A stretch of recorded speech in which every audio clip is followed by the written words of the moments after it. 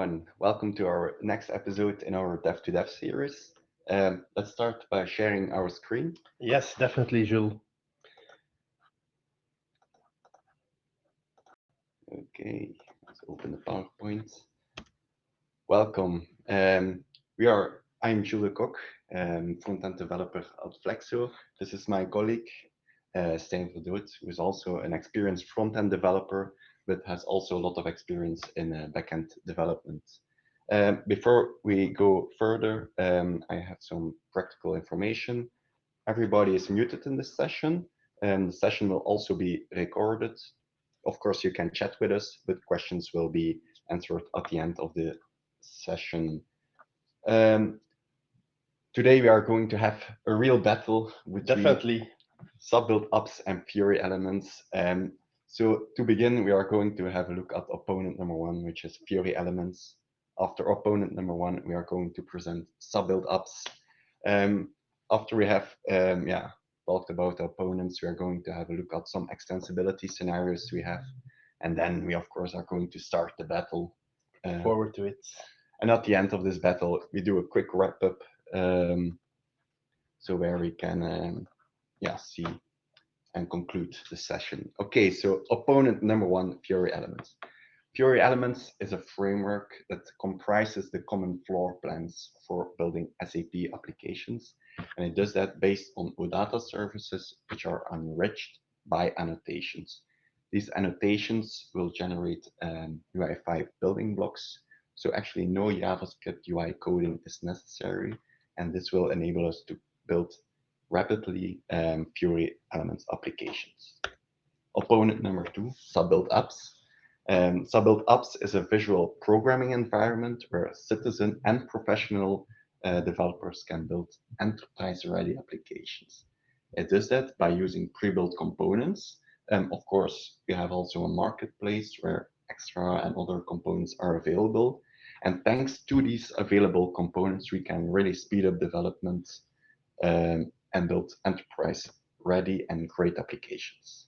But now my colleague Stijn is going to take us through some extensibility scenarios. Because, of course, we cannot just battle in a vacuum. We'll be defining some extensibility scenarios. And from these three most common ones, we'll be picking a battleground for our epic showdown. Looking forward. Oh, you'll lose. So first off, we've got our in-app extensibility. This is usually when you want to extend a standard app with certain fields, maybe adding them, moving them in their order, or maybe just hiding them. Or maybe you want to add a custom field, 1, 2, 3, to a standard business object. Okay. So we're really working with our standard flows, but here and there we'll be enhancing it with some custom data to meet our needs. Okay. Then we've got our on-stack extensibility. And first of Jules, we'll be working with the 80-20 principle. In this case, we'll be having 80% of our data will just be SAP data, while the other 20% will be custom data that is crucial for the operations of our business.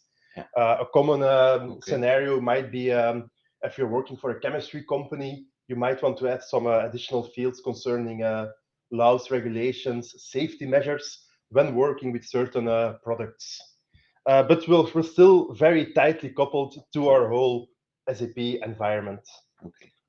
Last but not least, we've got the reverse of our 80-20 principle, where we have 20% standard SAP objects. This will be the ones that will be used throughout all organizations, sales orders, purchase orders, employees. But most of our data is custom data. For example, theme parks. The things that they do is very little involved with the whole SAP ecosystem. Okay. So we've got our three scenarios ranging from very standard to very custom. Well, let's have a look at what we would recommend for extensibility. With our in-app extensibility, of course, we've got stuff like Adapt UI, which is a very powerful tool which enables key users to hide entire sections of apps if the app allows it. Okay. Then we've also got our custom fields and logic, which allows us to provide additional data fields. And of course, we've got our standard backend enhancements, which might influence the front end. Thinking about, for example, the inboxing app. We won't be focusing on the in-app extensibility during this fight because, well, Okay. it's neither of us. Maybe a third fight, maybe sometime in the future. Then going to the unstuck extensibility, here's where we can already make a case for Fiori Elements because we've got our standard data sources, which might already come annotated, and which we can extend with custom data and then further annotate to fit in a pretty application. Of course, if these are apps that are mainly used by mobile operators, and I'll be using that word a lot. If it's mainly used by mobile operators or warehouse workers or maybe power users that use a tablet, then already a case can be made for build apps. Lastly, we've got our apps that really exist on their own as far as data goes.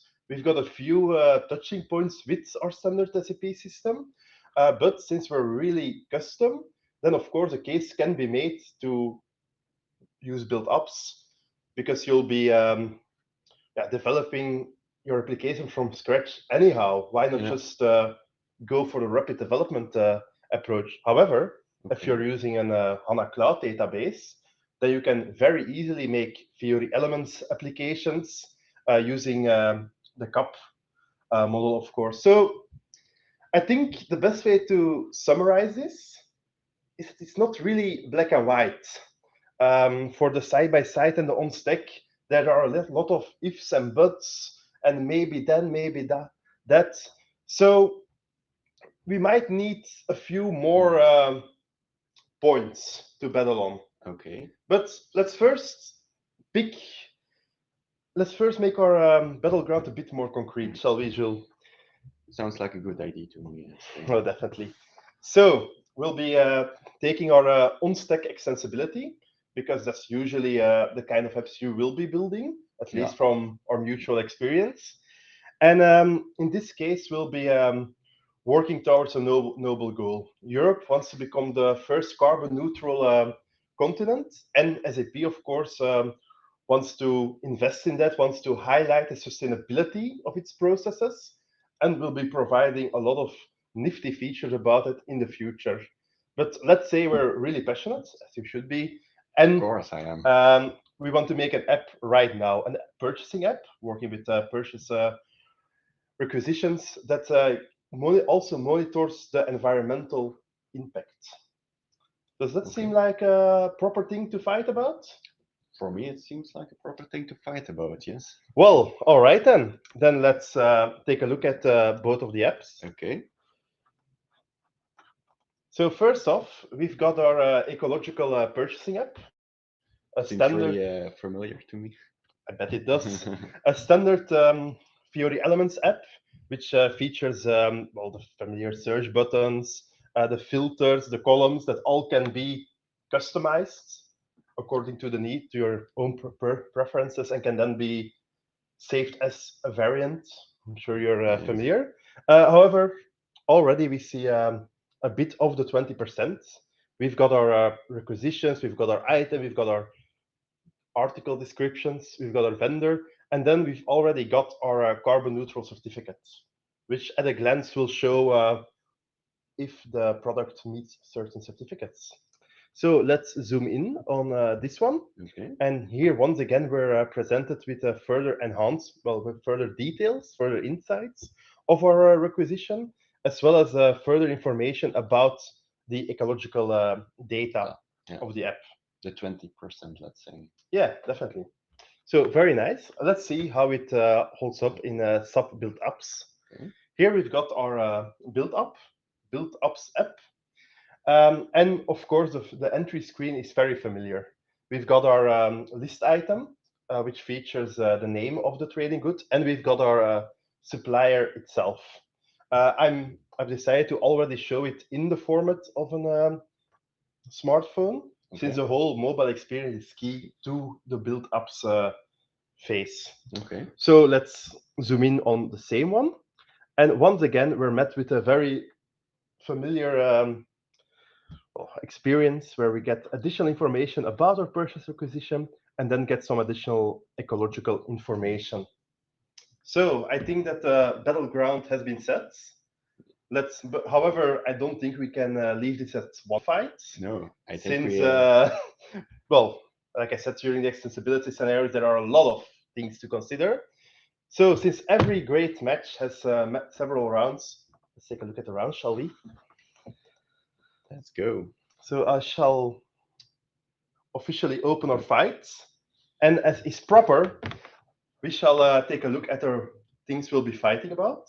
First off, let us start with the knowledge of our employees who will be building this app. Okay. Then let's move on about system and costs, always a useful thing to do. Further, we'll take a look on responsiveness and UI. And finally, we'll be considering the entry point of our applications. So with all that said and done, let the battle begin. Let the battle begin. So, Gilles, now the main key advantage of Fiori build apps is the fact that it can be built themselves by the business experts. So the experts within your organization who already know the flows, who already know the data the app will be describing, can just go ahead and create the front end of this application. And now we'll still need some developers to either build custom data services for the front-end users to, for the key users to consume, or to reduce the complexity of existing services. However, the actual creation of the app will be made by those experts who will also be using the app. So it lessens the chance of misunderstandings. They will immediately know what the business itself needs. So it's all very tightly fused while still working closely with a developer for the backend part. So we're working with a Fusion team. How about Elements? How does a Fusion team work there, or will we need purely backend, front-end developers, both of them? Yeah, to develop a Fiori Elements application, we of course still need our functional colleagues with a lot of business expertise, but we also need our backend developers to create a service and to annotate the service so a Fiori Elements application can be generated for that. But it's not only limited to backend developers, I would say. Also developers with Node.js knowledge and so on can easily learn and create a service and annotate that service. Also, a good point here is that we can enable our backend developers to also create Fiori Elements applications and so front-end applications. But yes, indeed, we need those developers really to create a Fiori Elements application, but it's a wide range of developers that can do that. I see. Let's summarize this, shall we? So yeah, from Fiori perspective, you have your ABAP developers, you have your Node.js developers, but both can add annotations to a service that will eventually generate the application. And on build side? At build side, we have, of course, got our functional experts who will be actually building their own apps using the data that is, of course, provided from a backend expert, thus moving towards a more fusion team where each part knows exactly what it does and works in perfect collaboration. But then, to develop a sub-build app, do you need a complex architecture? Because for developing a Fiori Elements application, you have your SAP system and you can immediately deploy your application to that. How is that with the sub-build application? Well, sub-build is part of the sub BTP ecosystem. So of course you do need a BTP tenant. And within the tenant, you will need the build-up instance. Yeah. And of course, a work zone or equivalent to actually consume your provided app. Of course, this does come with additional licensing costs, but I wouldn't call it an extra complexity. I would more call it a perfect chance for further BTP empowerment of your organization. Can you maybe show an architecture of how this looks, how it's connected with your SAP system? Yeah, definitely. I'll show the architecture of the app that we've just shown. Okay. So we've got our own S4HANA system running, Okay. but we're not limited to just S4HANA. It works perfectly fine with ACC as well. And since it's running within BTP, it has the opportunity to consume all kinds of destinations. I think also that it natively, it's also a link is provided with Google Firebase, for example.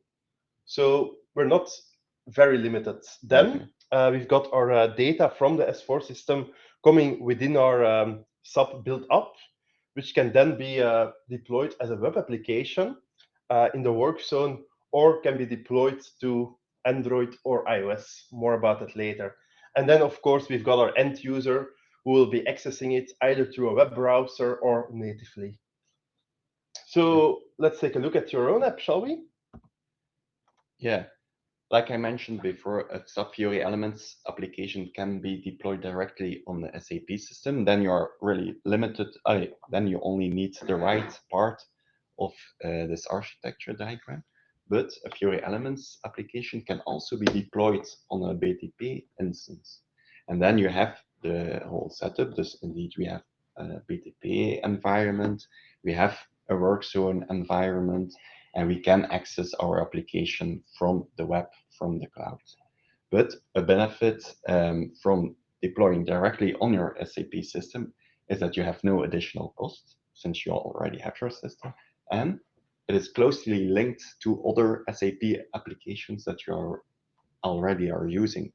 So you can easily navigate to another application. Maybe it's a good idea. Yeah, I did remember seeing an hyperlink. Show this in the application itself. So let me travel to our purchase requisition. Let's take a step back. And indeed, we've got our fixed vendor, which is hyperlinked here.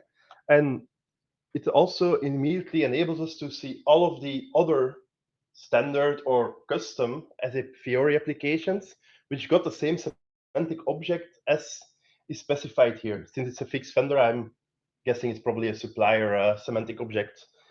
But yeah, let's take a look. And indeed, with one click on the screen, we've got a new app open, which provides further insights into the actual supplier. Of course, that's not just limited to the on-premise launchpad, but the same can be made possible within work zone. But this is, of course, an advantage of the on-premise system. I'll give you that. All right, that's a good point. You might have me there. Okay, to wrap this round up, we have from Fiori side, we can deploy our application directly on our SAP system. In that case, we have no additional cost. But of course, we can also deploy it to our Launchpad on the business technology platform. Yes, this will come with an extra cost, but also have lots of other advantages actually. Well, the same for me, except that since it's developed within the BTP ecosystem, we're limited to the BTP ecosystem, of course. But Jules, of course, we've got some key difference going on. My users will be mainly mobile users, while I imagine that your users will be mainly reporting, I would say. I would say so. Yeah. So I would like to inquire a bit about the responsiveness of Fiori Elements, because that is one of the main highlights of SAP build apps. Well, yeah, Fiori Elements applications are mainly focused for the power user. So a user that's behind his desktop computer, looks at a lot of lists, creates reports, and so on. So in that case, Fiori Elements has no mobile-first approach, like we say, but of course it is responsive. You can use a Fiori Elements application perfectly on your mobile device, open a list item, edit it, view it. But I would say it's not pixel perfect designed for that. But I think in build build apps is of course perfect, pixel perfect design, since it employs a mobile first design principle, and it's not just limited with the app that you eventually get. No, when you're working on your build app itself, it enables you to work within the confines of a mobile device.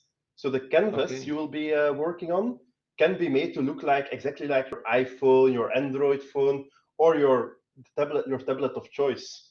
And in that way, since it mainly employs a drag and drop, in that way you will be immediately thinking about how it looks on said device.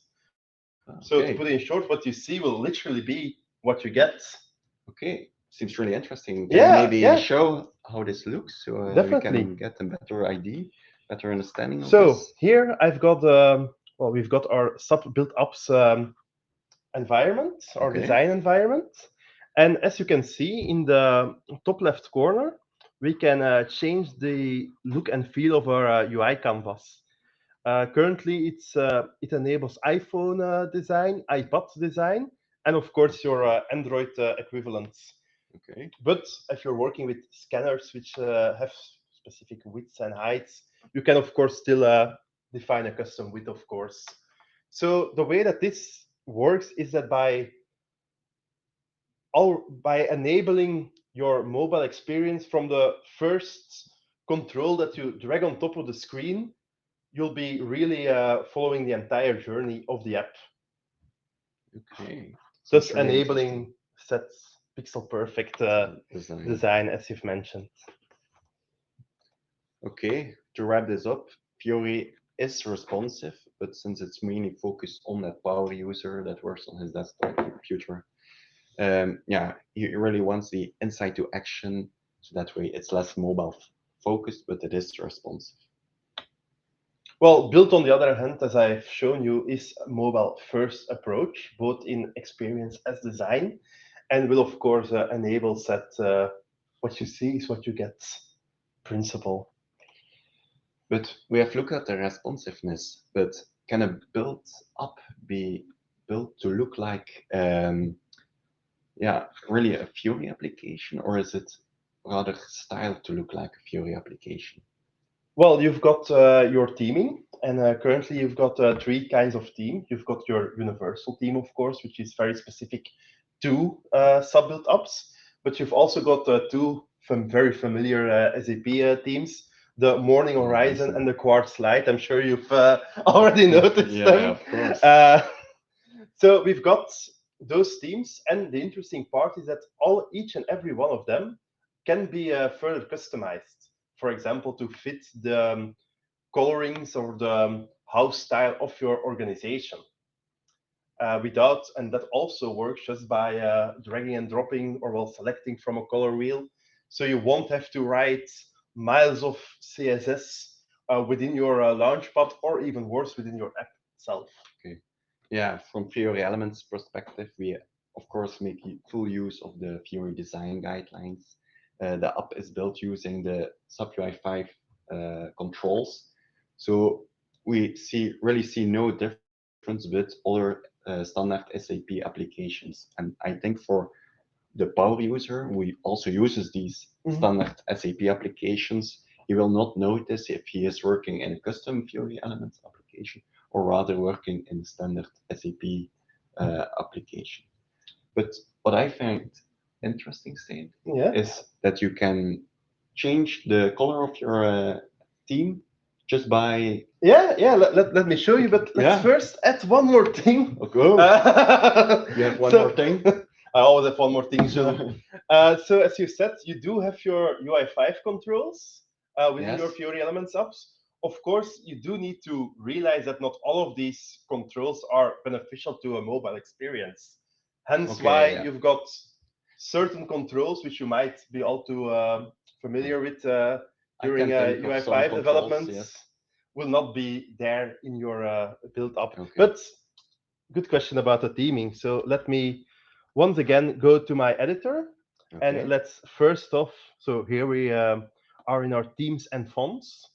So here we've got our subquart slide, and let's briefly change that to universal, Okay. since I imagine it will be heretical if we change our standard SAP themes. Let's change it to universal. Seems like a So good idea indeed. let's start by briefly showing what the universal theme looks like. Okay. So here we can, one of the things we notice is that our search option is a blue purplish shade, which is It's pretty, but I don't really associate that with ecological things. yeah. Maybe we can change it to Yeah, yeah, something oh, that's more definitely. fitting. So over here we've got our colors, Okay. and since it's the primary color that's used within the app, so let's select primary, and then let's go for green, shall we? Do you like this Yeah, type of green, Jules? I think this type of green is more fitting to an Well, then ecological application. let's save it, and immediately we've got our little loop, yeah, magnifying glass that's green. Not only that, but if you go to the detail screen, we notice that our carbon neutral certificate is also a very appropriate shade of green. Okay. It's really easy, it seems. Oh, definitely. Okay, to wrap this up again, yeah, Fiori Elements applications really have the same look and feel as a standard application. You will see no difference. This is because they follow the Fiori design guidelines really closely, and they make full use of the SAP 5 library. Well, builds, as I've said, can be made to resemble Fiori. However, it can also be made to be its own thing using the universal theming, and can be easily themed according to the exact needs and preferences of your organization. So the final point are entry points of our application. So currently we're both mainly talking about our mobile users and our power users. But Jules, I invite you to consider, for example, power users, which will be mainly working in the warehouse and which will be using scanners with a screen that's almost alike a phone. Or operators, field operators who will be traveling throughout the country and might not operate in the best of Wi-Fi conditions. How does Fiori Elements handle those? Yeah, like already mentioned in a previous round, we can use our Fiori Elements application on our mobile device. But indeed, we will first of all always have the need of an internet connection to fetch the data, to load the application, to change the data, and so on. So in that case, it's less optimal to use Fiori Elements. But of course, again, like mentioned, yeah, it's really focused on these list reports, these object pages. So that way, yeah, users always have an internet connection and Fiori Elements. So be best used there. Well, of course, with build, you've got three options for deployment. We've got our regular web application deploy, but it also enables us to compile and deploy directly to Android or iOS. This has several benefits, such as being a bit more versatile concerning downtime, spotty internet connections, and the likes. And while there is no true downtime capability, SAP does promise it in the near future. So that's definitely something exciting that will be popping up on the roadmap soon, or so I've heard. But there is one thing that we might use as a common ground as far as web applications go. Do you know about mobile start? No, I've not heard about it. Can you maybe give some as of late, we can, when you're using an BTP Workzone Launchpad, we can enable it for mobile start.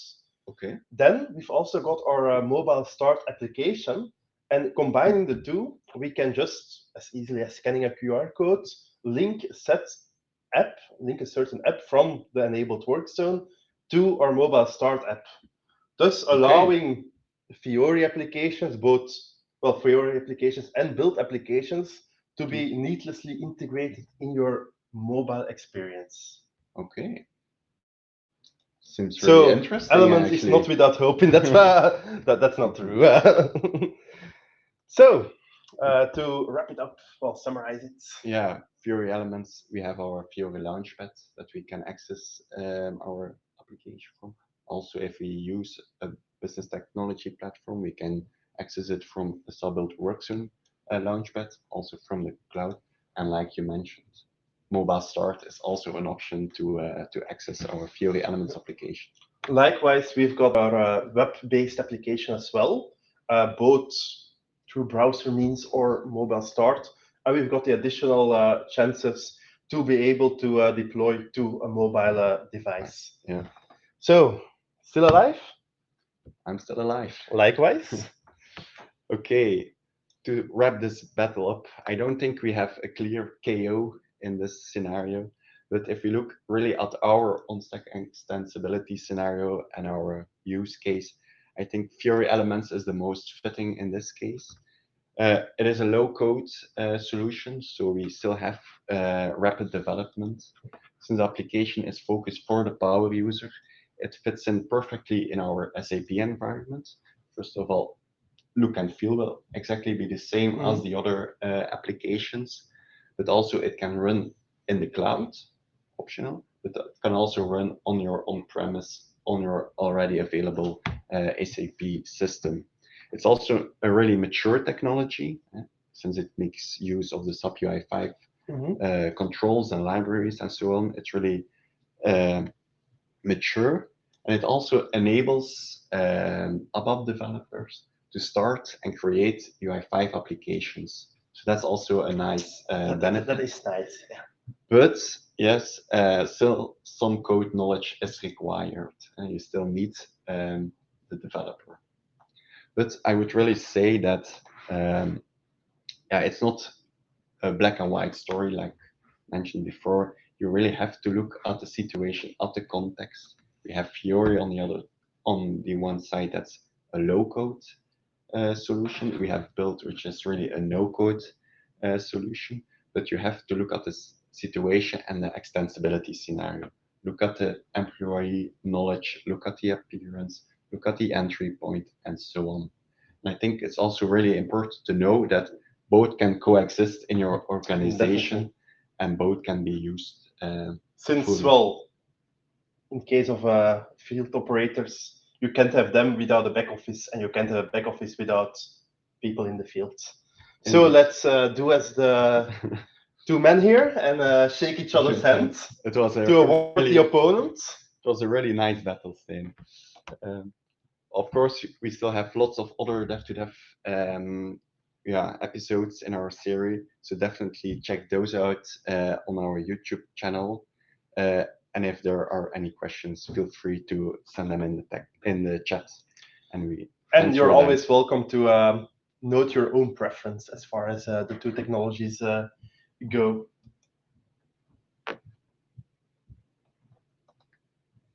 And here you can additionally get a quick link to the Flexo website.